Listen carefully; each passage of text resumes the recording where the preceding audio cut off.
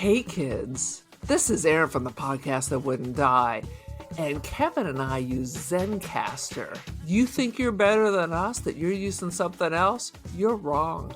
Zencastr's the place to be. Who are you to deny it? It's now super easy to record a podcast with Zencastr. Log in using your browser and start recording a high-quality podcast right away. Record studio-quality sound and up to 4K video with your guests. Go to zencastr.com/pricing and use our code DIEHARD and you'll get 30% off your first month of any Zencastr paid plan. We want you to have the same experiences we do for all our podcasting and content needs. It's time for you to share your story. Only a fool will give up a chance for a 30% discount.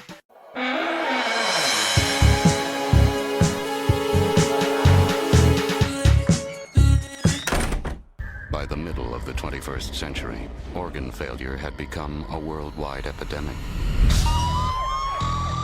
But GeneCo was there to satisfy the demand for organ replacements. The problem is, if you miss a payment, GeneCo sends out the Repo man. And when he finds you, your time is up. Welcome to the latest episode of the podcast that wouldn't die. I'm your host, Kevin. With me, as always, is Aaron. Hey. You can thank me for this one. This week, we're discussing Repo, the genetic opera starring Alexa Penavega, Bill Moseley, Anthony Head, Sarah Brightman, Paris Hilton. Oh, God. Sweet Jesus. This was Aaron's to blame. Go ahead. I blame TikTok. It's the Chinese getting into my brain. And I have to say, TikTok is sometimes wrong. They're just not wrong this time. Oh, For a while, it was the Zytrate song was constantly popping up on my feed. Each week on the podcast that wouldn't die, we discuss guilty pleasures, forgotten classics of the horror and sci-fi genres with a comedic twist. Aaron, what's the latest? Dude, I've been sick all Easter break. It's dark as pitch outside, but no hope of rain as usual since I live in a desert hell. Last week it was almost 90 degrees, so I don't even know what's happening. Well, and the good thing about a rainy day here today is that because my internet is not hardwired, it's basically a hotspot, the cloud cover can affect my internet. So that's good. We had that to put up with the last episode, so buckle up. Delightful. And I have no idea what our sound's going to be like because both of us are recording. Even though I've turned mine all the way up, there are just like micro blips for both of us going by. It is. It could be a horror story. There's no rhyme or reason. There is no rhyme or reason. Sweet Jesus. Agreed. One thing I've noticed about being on spring break is my wife hands me a honey-do list. Here are your tasks for today. And I'm like, I don't see laying in bed watching movies on this list, my dear. Is that on the back? Is there a second sheet you want to hand me? Dude, what kind of a spring break is that? Sadly, she's made her own list when it was her spring break, I'm sure. She did. She basically was in there shoveling coal and digging ditches her entire spring break. So, dude, I've been slightly sick. So basically, I putter, watch 3 hours of TV. Putter, 3 hours of TV. I almost watched all of the Fosse Vernon rewatch yesterday. Was it good? You never saw that? No. It's fantastic. With old Rockwell as Bob Fosse. Oh, Sam and Rockwell? Sam Rockwell and Michelle Williams plays his ex-wife. Oh, and Anne Reinking is Sarah Paulson. Is that what it is? No, Anne Reinking is the chick from Once Upon a Time in Hollywood, the Manson girl. Oh, yes. What the hell's her name? Substance, right? Yeah. The Substance girl. God damn it. What is her name? Margaret Qualley. Mini strokes. This is what happens. Well, is Sarah Paulson in there somewhere, or am I hallucinating? No. It's a Ryan Reynolds, but she's not in Not a everything. Ryan Reynolds. Ryan Yes, it Murphy? is. Yes. You said Ryan Ryan. Murphy. Did I say Ryan Reynolds? It's a Ryan Gosling. If only. It's one of the Ryans. What are the Ryans? 100%. No, Ryan Murphy, my spirit animal. Fantastic.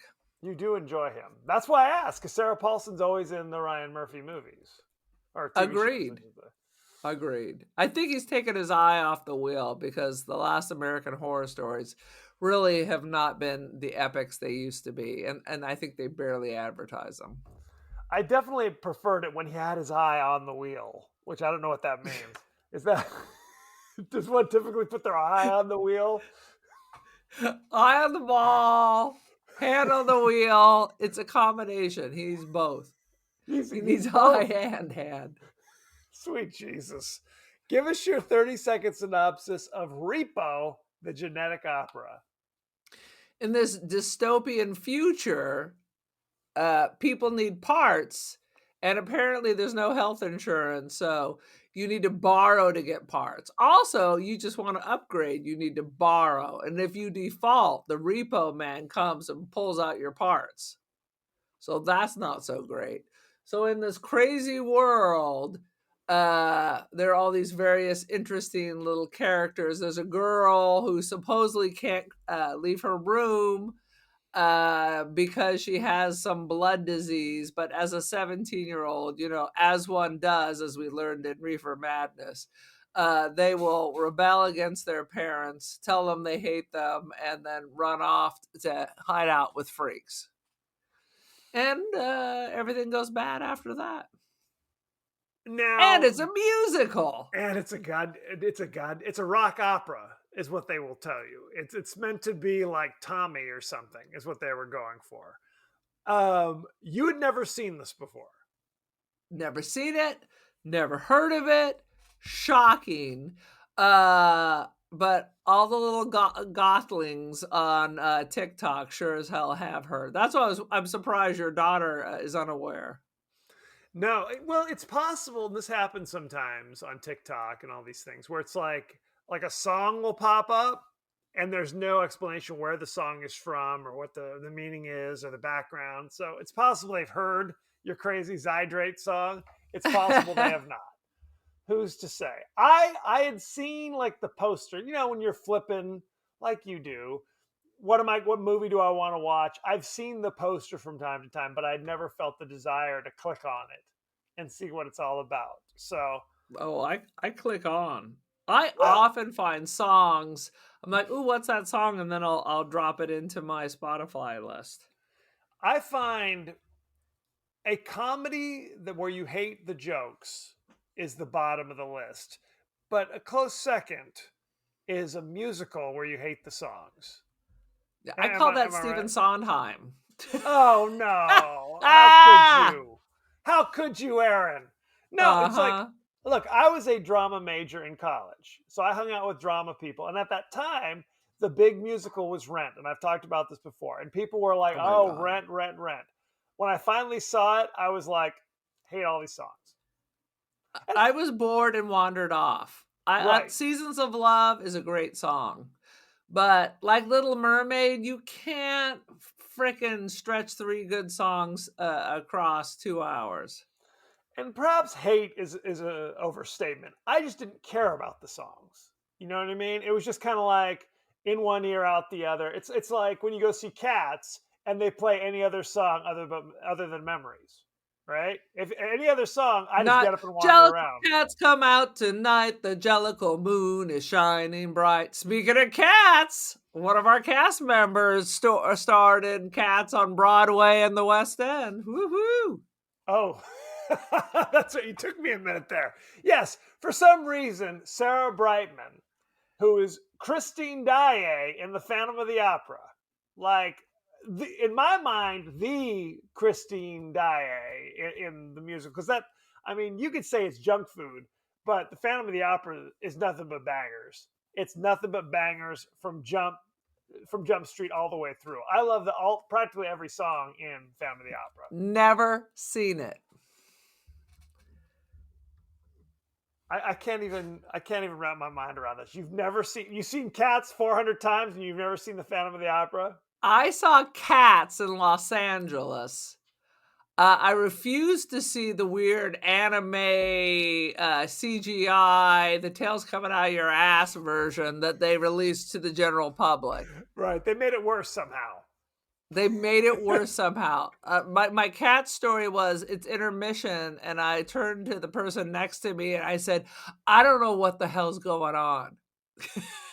Well, because that's now that we're talking about Cats, like the musical is really just kind of vignettes where Yes. there's a song. Here's this character. Hey, here's my song, and then they leave.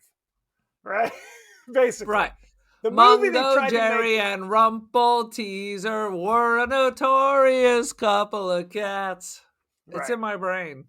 I So they saw the play tried. The once. movie tried to make it kind of a plot that you could follow, but that didn't help.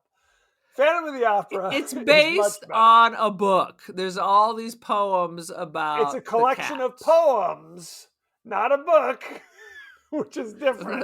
gonna slap you across the airways. Oh, God help us all. Anyway, Sarah Brightman famously was married to Andrew Lloyd Webber about that time. And if you're not into the Phantom of the Opera, you have like Sarah Brightman doesn't mean shit to you probably. Although she later had a hit where she sang "Time to Say Goodbye" with Andrea Bocelli, like the most Dude, famous. back at the apex of Andrew Yes, Lloyd Webber, correct. everyone knew she was the most successful soprano who was actually able to cross over. I mean, she was the real fucking deal. And let's be straight, she left her husband, and so did Andrew Lloyd Webber because they got married. Right, they were both married to other people, and they both divorced them and married each other. Now I don't know why we're talking about this for 20 minutes. She was not particularly famous when she was cast as Jemima in Cats, and then when they were going to do when they were going to bring the London stage production of Phantom of the Opera to the United States, and Andrew Lloyd Webber wrote the character. The character already existed, but he wrote with her in mind the songs and all the music and blah blah blah. When they came to the United States, AFTRA, the union, did not want to give a waiver to her because they typically only give waivers to like international stars who come, and at the time she wasn't. But Andrew Lloyd Webber basically said, "Well, then I'm not bringing this play to the United States." So they said, "Okay, this one time we'll let you slide." So And I don't think they were together at that time, too.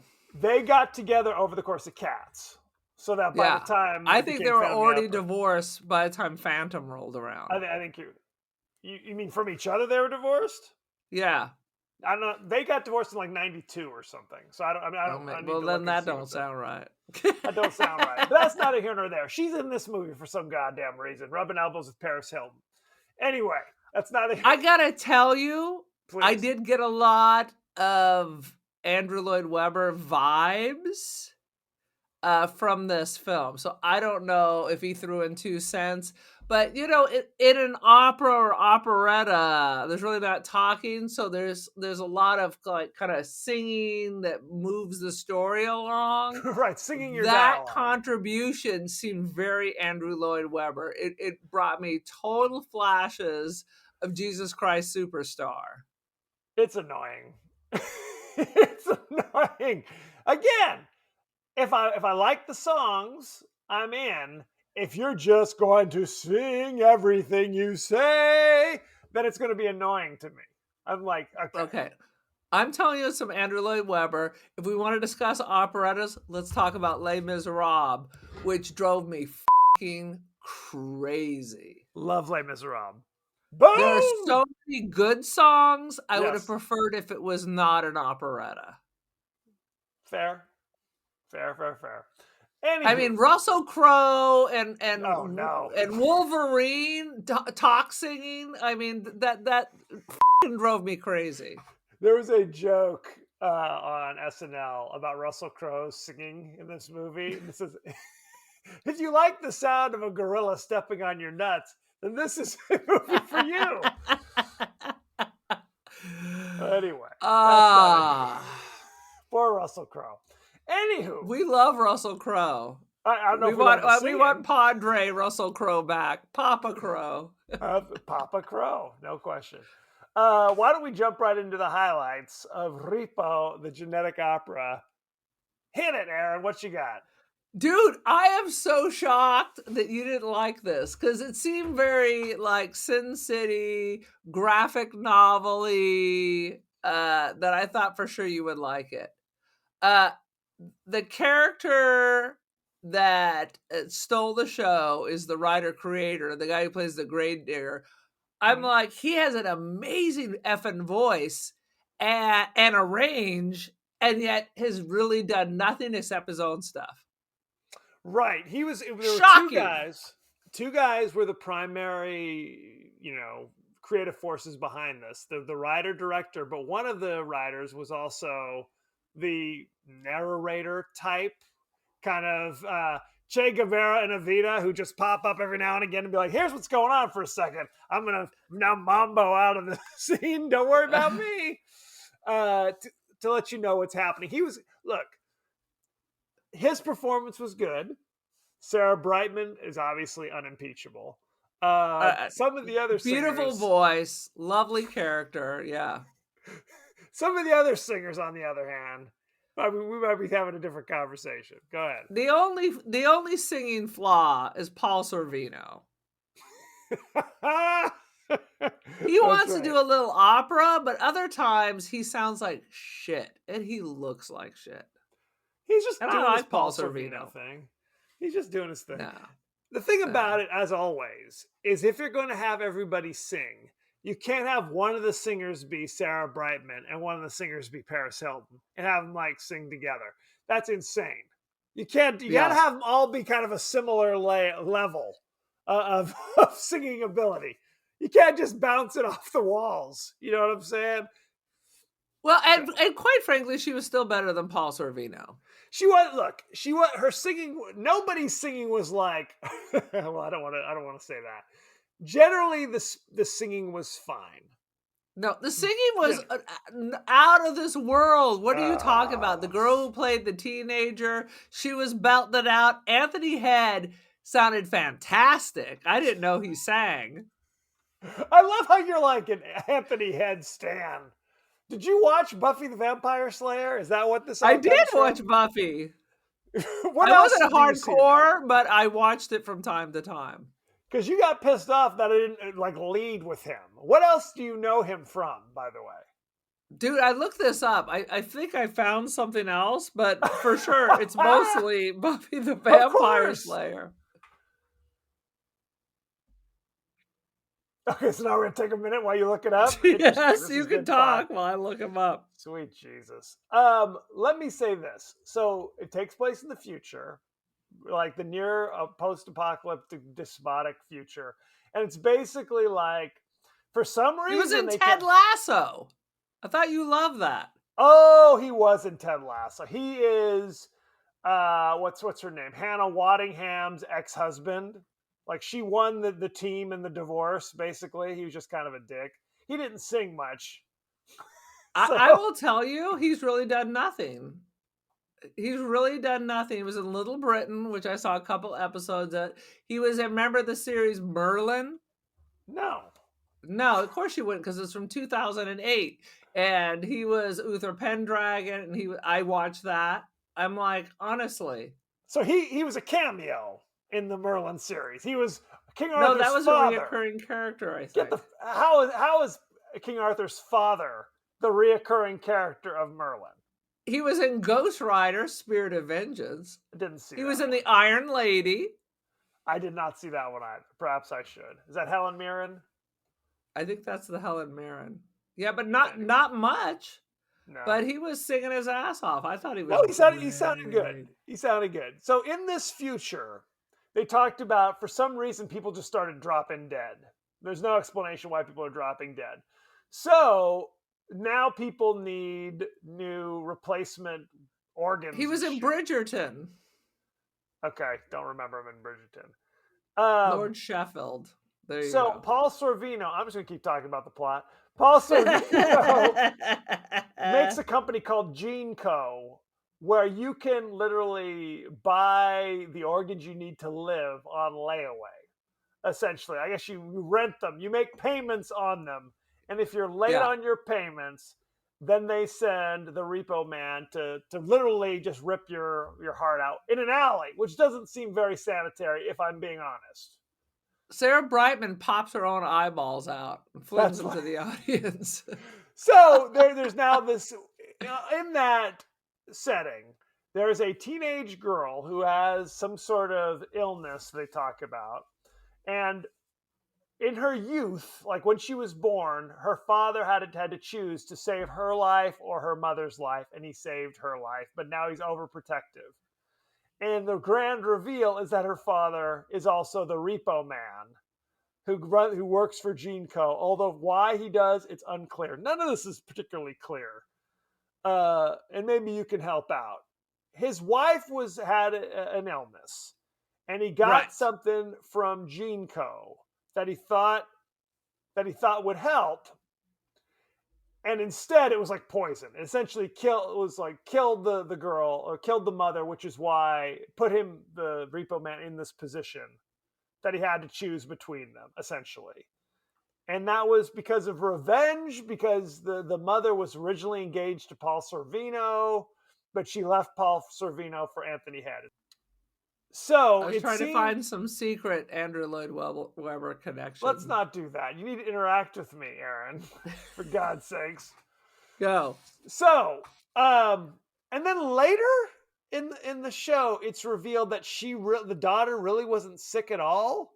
That the father was kind of poisoning her to keep her Yes. sick so she'd stay home. Yes. He can't lose her. So he's poisoning her? Yes. Now, maybe you know the answer to this. Why did Anthony Head have to become the repo man?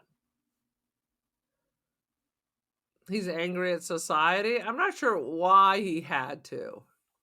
Because I thought on one hand it was like, I'll be the repo man because you are doing something for me, Paul Sorvino. I thought he was like going to get the cure for the disease for his daughter from Paul Sorvino or something like that. But that doesn't But that make any doesn't make sense. Right. No. So I don't know why he's the repo man. He just simply is. Good jobs are hard to find. Good. That's basically what it is. Because it's very much like, because when you're the repo man, you are a murderer. And he's kind of an unrepentant psychopath. And when he's the repo man, he is hunting people down. And it's not nice. It's not humane. He's like murdering them with like the scalpels and shit. So he's a bad dude. Yes. Right? So it's hard to as understand. all repo men are when they come to take your stuff that you stop paying for. Oh, sweet Jesus. And then you've got Paul Sorvino's 3 children who are vying for control of the company because Paul Sorvino's dying of cancer or something along those lines. Right. And those 3 children are Paris Hilton, who I guess like is constantly undergoing surgical procedures for some reason. Right. Right. You've got, and she didn't do a bad job. She's not, honestly, I will say this. When I've seen her in things, and maybe it's just my expectation, you think she's gonna like be a goddamn train wreck, and she's not. She ain't Meryl Streep, but she's fine. Basically, She's come out and said all her baby talk and all that. That's just all an act. That is for the Paris Hilton act. Oh, of course. Well, she's like 45 now. Like I've seen her in commercials for some Vegas thing. She's not a little kid. She's like practically my age. So there's only so long you can play the baby talk shit before people think you're insane. So she's one daughter. Then you've got the 2 sons. There's one of the sons is Bill Moseley, whose thing is he's just angry. And I guess he's like also a murderer or something along those lines. They kind of show a photograph. And that's Chop Top, right? That's Chop Top from Texas Chainsaw Massacre. Then there's another son who has some kind of an Eastern European accent and has like a fake rubber face. that he puts over his face for some reason. Is Yeah, that though that's explained? another thing. If you want an upgrade instead of a facelift, they can just clamp this flesh mask onto your head. And that's a good thing. People want that. Is that correct? People want that. Yes, that Because is I kept correct. thinking their company does nothing but surgical procedures. So why can't they? Because underneath his face is all jacked up. They show it like Right. briefly, like he's all scarred up. Why don't they just fix his face? They're Unclear. they're just not good at it, I guess. Who knows? Who knows what's going on? Well, because And the same thing with Paris Hilton. When you see her real face, her father's like, "You're a disgusting monster. Stay away from me." so it was the same kind of situation where there's like a jacked up face. Because she comes in and she's like, "Yeah, I got some surgery," and her face is all chewed up. And he is not very sympathetic to her freakishness. So He seems like a bad dad. First of all, you've raised these three psychotic children. His whole thing is he's promising the Repo man's daughter that he has a cure for the disease and wants to leave everything to her because he was in love with her mother, right, but he killed her who mother. spurned him for the Repo man. And that's what he says.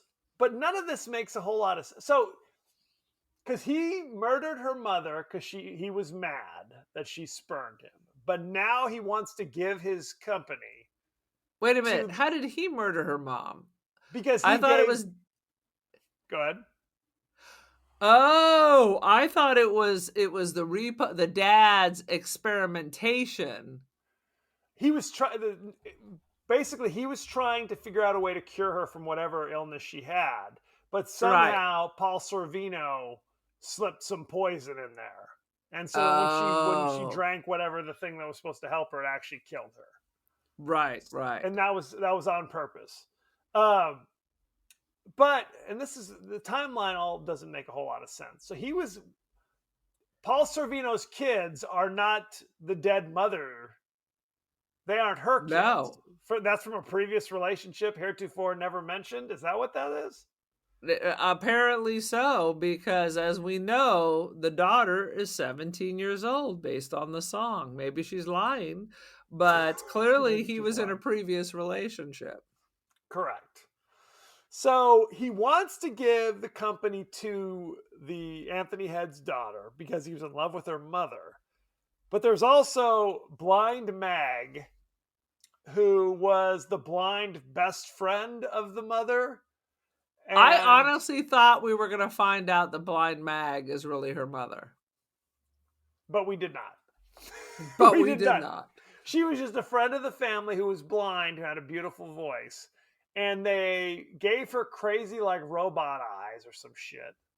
Yeah. But she signed a lifetime contract with Gene Co. So now she has to perform for their operas for the rest of She's her the life. voice of Genentech or whatever it is. We're going to The call it Genentech. spokesmodel, whatever the hell she is. I don't know. Yeah. Oh God. So when she finds out that her dead best friend's daughter is still alive, she tries to visit her, but Anthony Head's kicking her out for some reason. None Right. of this shit made any sense to me. Do you know what's Well, happening because there? they were told the daughter had died at Right. birth.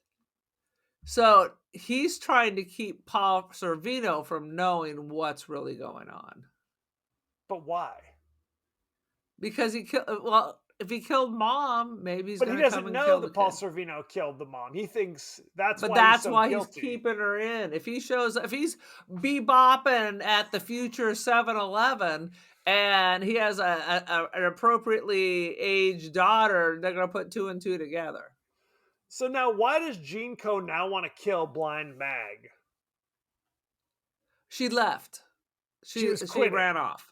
She But took off. she took off, but then she came back for the performance. Right? She came back for the performance to pull her eyes out and just say, "F you, f you." Oh God. The end of the movie takes place very much like it's a play. Like all the characters are on stage and there's even an audience there. Blind Yes, Mag is floating around singing her crazy song with wings on like ropes or whatever the hell on they are, rails. wires. and Yes. she has like long things, and she pops her eyeballs out and And falls by off. long things, you mean her fingernails Yeah, she or had long, for some reason, she had long, crazy fingernails, which I noticed early on. So it was a good thing that that she used them for some purpose, and then impales herself on a wrought iron gate on the stage. So I don't know, but sweet Jesus. So Paul Sorvino is like, you have to kill your father who's been poisoning you all these years, and if you do that, then I will give you the company. And she doesn't do it. So right. and then Paul Sorvino drops dead anyway. So I don't know what happens to the company at that And her point. father's dead too, because he gets stabbed. He got, He gets yes, killed by one of Paul Sorvino's kids. correct. The end. Anything else about this movie? This movie's insane. Well, while on top of all of this, you have the grave Please. digger because there's this drug you can get, Zydrate, that you suck it out of the brain of the dead. So that's why he's the grave robber. And then he sells it to like Paris Hilton. It's like it's clearly heroin. Well, the thing about the Zydrate is Geneco makes the regular type that you can go, but it's expensive. But you can buy the bootleg shit that they literally suck out of the dead bodies. I guess that's cheaper for some reason. And it comes in a little vial and there's a song about it. Would you like to sing the song, Aaron? Zydrate comes in a little glass vial. A little A little glass glass vial. A vial. little glass vial. Yeah, basically it's about, and you put it in a gun, press the gun against, da da Yeah. da da. Yeah, You'll yeah, find it on TikTok. There's 1,000 cosplay girls as dressed as blind mags and 1,000 clips. That's their big catchy song, which is quite catchy. So now there was going to be two sequels to this movie that were planned. What? Yes, one was going to be, the first one was going to be a prequel of what had occurred in, before this movie takes place, and the other next one was going to be a sequel. Sadly, this movie made like $100,000 at the box office, so they said no thanks, moving on. Wah, Too wah, bad, but now it wah. has a huge cult following. I mean, this was a play first. Right, it It was. like morphed because they were selling out. It went from a 10-minute thing to it morphed. It was off Broadway, never made it to Broadway, but it was successful. That's why they got the money for this movie. It's got all kinds of special effects and costumes and Sarah Brightman. I mean, come on. They had some They, scratch to put together. this, you're right, from the standpoint of an off Broadway show, it was successful. From the standpoint of a theatrical release movie, a little less so, I would argue. So I would say that after your review, and I hadn't watched it yet, I was expecting the worst, but I kind of liked it. it's not the Forbidden Zone, which is the one I always go back to when I shake my head, going, "Why am I watching this?" But I will also say, within 10 minutes, I had my phone in my hand and I was just kind of looking at What other things. the Yes, what? I That's did. shocking. Now, I do kind of appreciate, like we talked about, kind of a comic strip kind of quality, and there were kind of like animated interstitials. There's really the production value of it. I didn't have any issues with. It was not necessarily top drawer. You could tell this was kind of Sci-Fi Network quality, but that's Oh, fine. this is hard. Get out. This is not Sharknado. This is a This is little definitely, there's Sharknado-y. more money than Sharknado. And the guy who wrote it also did all the graphics and all that. He's Yeah. a comic book illustrator. Now you said, K Dog, you liked frickin' Sin City. Actually, I hated Sin City. I hate Sin City, by the This way, movie sucks. also. So, but it wasn't the look of it that I didn't like, right? It was more of the content. So that's neither here nor there. Shall we go behind the scenes, Aaron? Let's go. Let's go, bro. I just mentioned this. The producers have stated this film is really just the middle part of a planned trilogy. Sadly, no time frame has been given for when production could start on the next movie. Wah, wah. Brrr. Paris Hilton was so passionate about the film being made that when the production was going to be halted due to the budget going over by $50,000, Hilton made a paid appearance at a nightclub for that sum to make up the difference and keep the filming going. Dude, right on, Paris. Yep. You know, Paris was almost related to us. You know, our Aunt Marge was proposed to by Conrad Hilton, I did know according to that. family lore. And I Of course- said, well, why the hell didn't Aunt Marge say yes? 100%. Apparently, she was very young and he was old very as old. Yes. The song "I Didn't Know I'd Love You So Much" was originally a lullaby composer Darren Smith sang to his son. So there you go. Darren Lynn Bozeman originally refused to hold an audition for Paris Hilton. He did not think she would be capable and feared media backlash or accusations of stunt casting. But he finally caved in, and Paris came into the audition dressed perfectly for the part and rocked the sound booth audition. After the audition, he was convinced she could play the role. Good for her. So there you go. Many of the costumes worn by Amber Sweet and the support group members were Paris Hilton's own clothes. Shocking. I believe that. The entire set was built on one soundstage.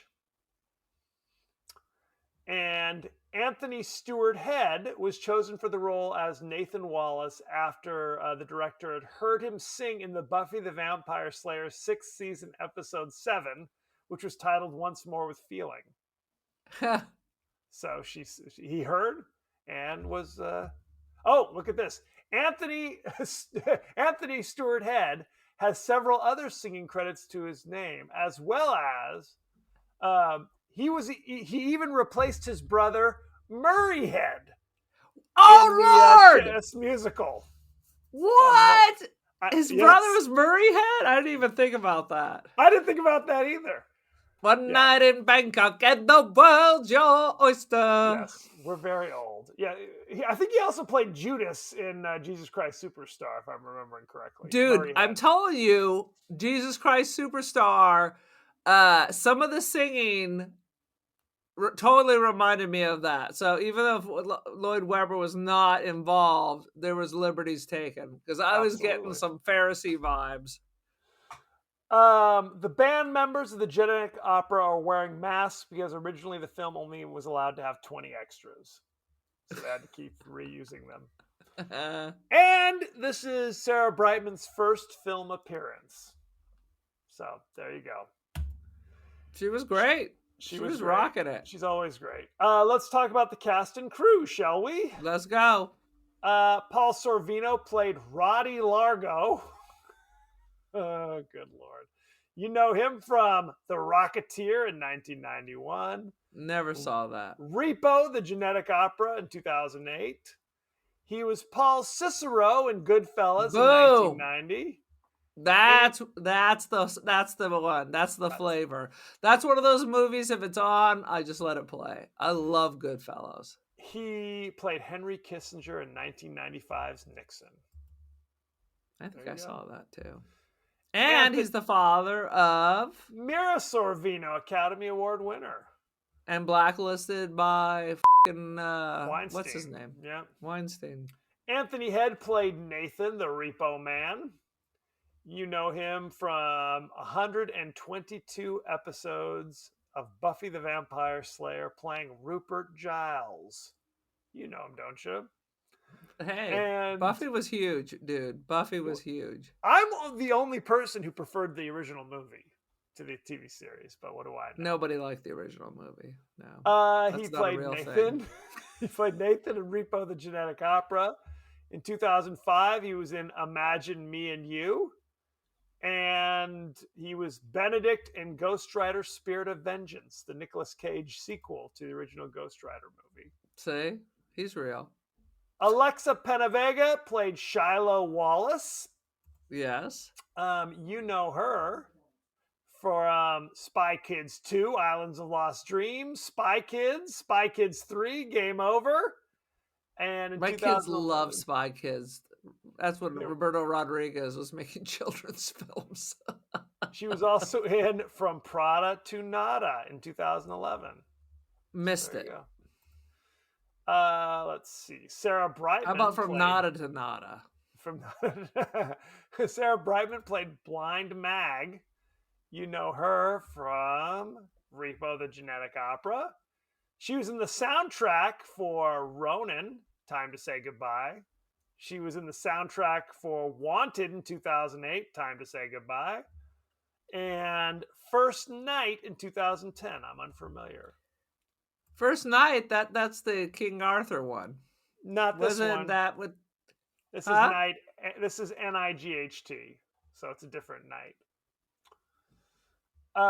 Let's see. Paris Hilton played Amber Sweet. You know her from The Hottie and the Naughty, 2008. She was in House of Wax in 2005. Repo, the Genetic Opera in 2008. And Pledge This in 2006. Did you say it's First Night, KNIGHT? No, I said not that. Just NIGHT. Bill Moseley played Luigi Largo. You know him from such things as The Devil's Rejects in 2005, Repo, the Genetic Opera 2008, House of a Thousand Corpses in 2003. Oh, Lord. And Night of the Living Dead 1990, the remake, starring Johnny. He was only in a few minutes of that one. And of course, he was in Texas Chainsaw Massacre 2. He was in Silent Night and Deadly Night 3. The list goes on and on. All right, Drop Top. Let's look at the rating, shall we? Let's go. Rotten Tomatoes gives Repo, the Genetic Opera, 37% rotten based on 60 reviews. No, that's not real. Do you know what the audience gave it? 90%? 73. Boo, see? Well, it's something. Let's take a look at the top critics, shall we?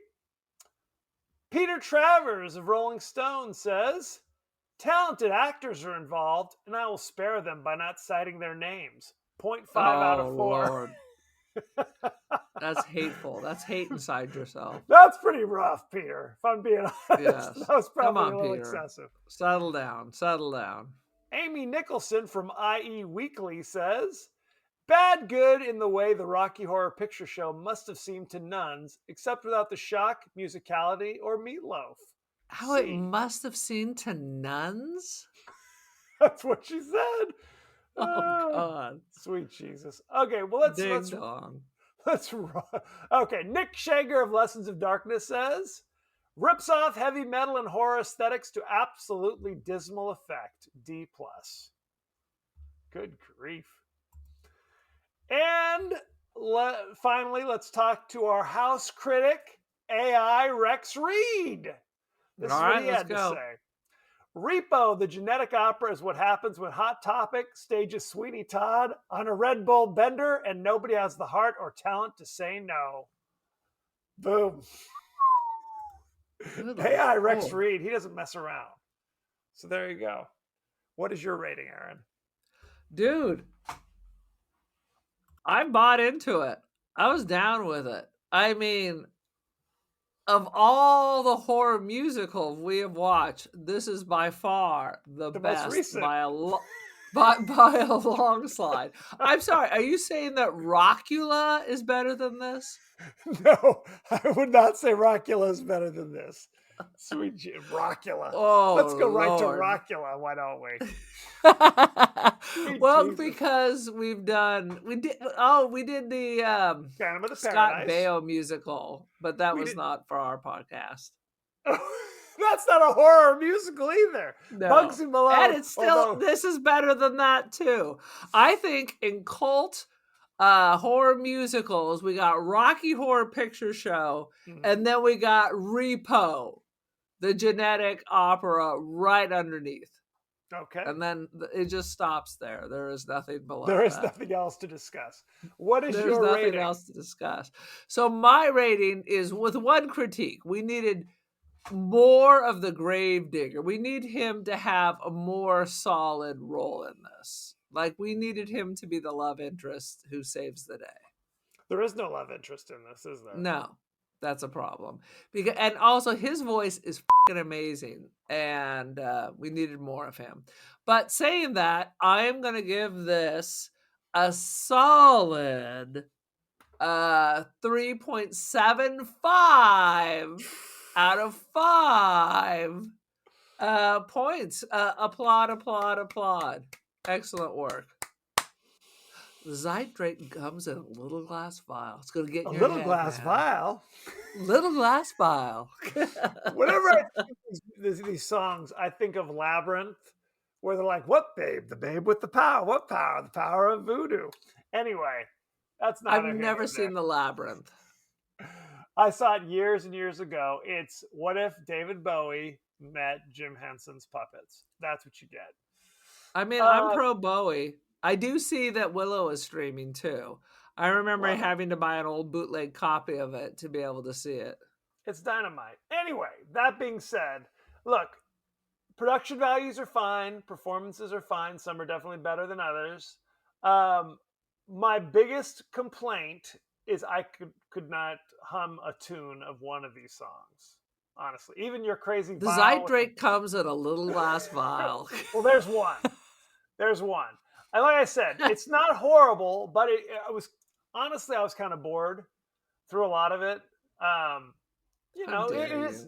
you? It is. If I went to the theater, they're putting on a production of Repo, a genetic opera, maybe I'd appreciate it more, but I don't think I would, honestly. I like the look, but I just if I don't like the songs, then I don't really nothing else matters at that stage of the game. So I give it. I'm gonna give it 2.25 out of 5. Oh my god. It's not total horseshit, but it's definitely not good. I think a 2.25 equals total horseshit. No, I think that's total in fact. horseshit is you're in the ones. I think it is total horseshit. I'm not giving it a 0.5. I think it's the same rating you gave Cannibal Holocaust. It was the same rating I gave. Cannibal Holocaust, the musical. I did like the music better from Cannibal Holocaust, if I'm being honest. Shut up. Now, that being said, any last thoughts of Repo, the genetic opera? I say check it out, kids. I say if you're at a party where somebody else is playing it, you don't have to leave. That's my advice. Anywho, thank you very much. We are across social media: Blue Sky, Threads, Instagram, TikTok. You can also watch us on YouTube. Ooh la la. You can also email us the podcast that wouldn't die at Gmail. We're on Apple Podcasts, Spotify, anywhere the finest podcasts are available. So don't forget to like, share, rate, and review. Won't you? Won't you please? Aaron, what is your social media situation? Mostly I'm hanging out on the gram, the cult of Aaron, join the cult, and artsy first dibs, Aaron Doherty. Check it out. Boom shakalaka. What else is going on? What we like to do is share our friends' thoughts and feelings across the interwebs on our posts, on our movies, on our podcasts. Aaron, what do you got? All right, this is in regards to our Psycho drop. The question was, would you be willing to stay at the Bates Motel? And Leo from Voluntary Input commented, piece of cake. Norman was easy to suss out. On another note, I'm not sure if I ever fully watched this from the beginning to end, or did this at the beginning, such a young age. I'm having a stroke. Let me start that again. Leo from Voluntary Input commented, piece of cake. Norman was easy to suss out. On another note, I'm not sure if I ever fully watched this from beginning to end, or I did so at such a young age that I can't remember. This shit commented, yes, because I would not shower, and Norman is a normal guy who wouldn't hurt a fly. And Ab Eterno commented, of course I'd stay there. I'd beat the brakes off of Norman. Greg Rock 6969 commented 6969. It was a picture of it was a video of the shower scene that I had posted about whether this is like a real classic, and there's no grotesque shots or anything. It's a classic. Lisa Rose 9695 commented, this literally shocked me. I became nauseous. It was so scary, the shower scene. So we got a lot of feedback on Psycho. Fair enough. I appreciate that. Next week, we're discussing the horror classic Hello, Mary Lou, Prom Night 2. Now, when I suggested this, Aaron, you said, have we talked about Prom Night 1? And I say no, because they're entirely unrelated. This is a thing where a Canadian company made a movie just called Hello, Mary Lou. And in a cash grab kind of mood, they decided to call it Prom Night 2, even though it has nothing to do. There's no Jamie Lee Curtis in this. There's no plot, thematic elements that have any connection to the first one. So, unnecessary. So, check out Hello, Mary Lou, Prom Night 2. Where can you find it? It's on Prime Video. Prime Video free with subscription. It's also on free with ads. Bastards. It's on Fubo. It's on Peacock. It's on AMC Plus, Roku, Hoopla's free, Fandango with ads, Shudder, Philo, Pluto TV, Plex. The list goes on. It is everywhere. Everywhere for free. And you can decide whether or not you want to actually have ads or not. Oh, and you can buy it for $6.99. How about that? Keep it with your collection forever. I'm going to hold off on that. We'll see. We shall see. So, send in your favorite scenes, favorite quotes, comments, and questions, and we may talk about it on the show.